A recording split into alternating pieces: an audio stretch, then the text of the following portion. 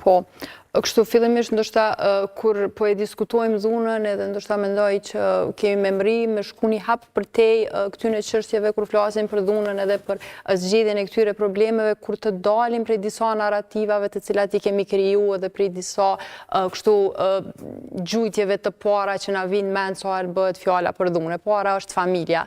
Domethënë kemi hyrë brenda një farë kornize kështu edhe fjalën e parë të cilën e gjej me hudh kështu kushtimisht po them fajen e kemi familjen. U përmend shumë herë familja si është ylla kryesore, se si duhet funksionoj familja, kështu domethënë na nuk ekziston një format, një lloj i caktuar i një familje se cila i ka disa korniza dhe na themi për shembull, kjo familje i ka këto vlera, kjo është familja ideale dhe shihet tash për shembull një X rasti dikon të ka ndodhur në Vushtrë, në Gjakov, edhe bojmë gish drejt familjes, kjo familje ka dështu sepse djali i tyre ose vajza e tyre është vrasë ose është vrasës. Domethënë, është vrarë ose është vrasës. Domethënë që ky është problemi i parë që na duhet me t'i kalu çet narrativ kryesisht kështu që hyn çto strukturat, jo familja, jo kultura, jo do të thotë memrime po ngjarjen edhe situatën prej disa strukturave të tjera. Familja është e rëndësishme, është celule shoqërisë, aty, domethënë këto definicionet, aty lindim, aty zhvillohemi kështu me radhë, mirë po për të rinjët në rast, për shembull, të rinjët sot më shumë ju përngjajnë se më thon bashkëmoshatarëve të tyre se sa familjeve të tyre. Apo ata më shumë kalojnë kohë bashkë me bashkëmoshatarët e tyre se sa me familjet e tyre. Në formimin e një triu, më tepër ka ndikim shoqëria rrethi se sa familja brenda ku është rritur. Nuk mundemi domethënë edhe kjo është kështu nuk mundemi si më thon me determinu plotësisht, po, sepse kjo varet pak edhe për individit, u përmendën pak më herët këto faktorët e personalitetit e kështu me radhë, mirë po, domethënë me tentu me dal prej asaj idesë që familja, këto strukturat e mëdha, kështu janë çato faktorët kyç. Është hallk, është zinxhir. Domethënë një fëmijë zgjohet në mëngjes, shkon në shkollë, përpara se me shku në shkollë, hec rrugës sheh modele role të ndryshme, për shembull, sheh të rinj të tjerë të cilët vozdisin vetura të shtrenjta, të cilët ndoshta janë kështu shumë banale me i thonë, po parkohen vende pa vend, apo parkohet në zebra.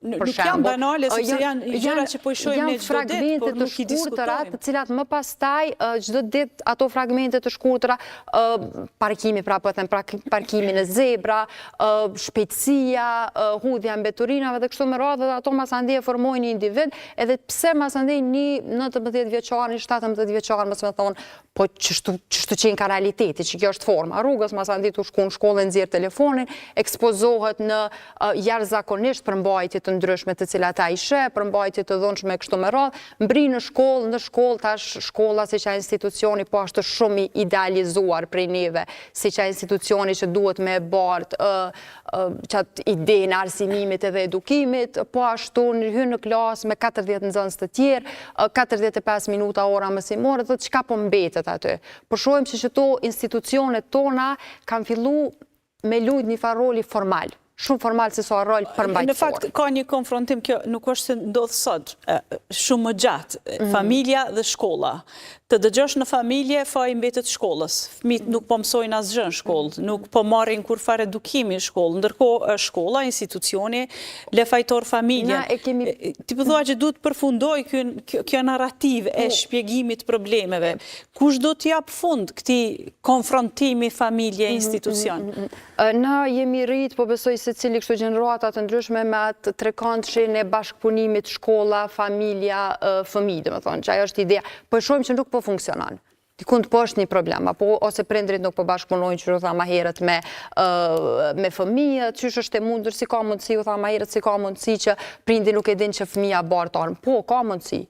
Po shihet që ka mundësi që prindi nuk e njeh fëmijën e tij, që fëmia e tij bart armë, sepse nuk e sheh gjatë gjithë ditës.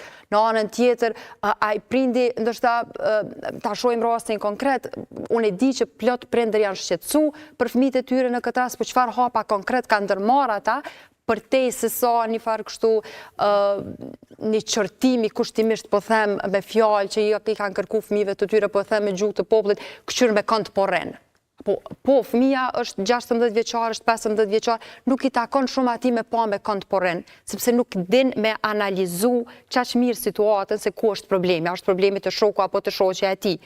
Janë disa struktura tjera më të larta, të cilat duhet me pas parasysh, edhe nuk i mbetet familjes, kështu edhe tash është shumë e rëndësishme me përmend, po besoj edhe Miri ma vonë elaboron këtë idenë, po na kur thojmë familja, na e mbulojmë pak, sepse po e përdorim familja, po në fakt, kur po thojmë familja, na dojmë me thonë nana.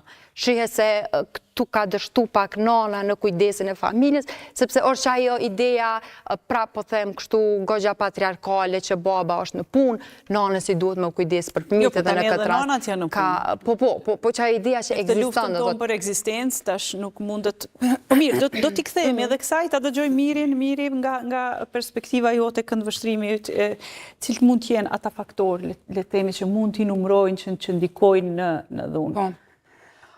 S'pare dhe ngushlime familjeve, humbje tepër të mëdha, në fakt, edhe kur ka vdekje kështu të natyrshme dhe prej smundjeve është shumë vështirë me pranu që ka ndodhur dhe nëse e sheh që ka me ndodhur vdekja e në situatat të tilla, është shumë e pa imagjinueshme dhimbja që mund me pas. Në fakt, fakti që ka ndodhur në vushtri është ma shumë rastësi, se nuk është që ka diçka specifike rreth vushtrisë, mirë po është prapë tregues që kjo është fenomen që po ndodh në fatkeqësisht. E përmenda me qëllim faktin që në shoqëritë vogla, në komunitetet vogla tronditjet janë më të mëdha, në qytetet mëdha vritet dikush tjetër as nuk e kupton, po kështu kam përshtypjen që në vushtri secili njeh secilin. Janë disi si një familje e madhe, andaj... Kjo është ma shumë ashtu se një thirrje tamam me kuptu problemin brenda një grupit kontrollit që i thojmë volumtim, që është mirë sakt çka po ndodh.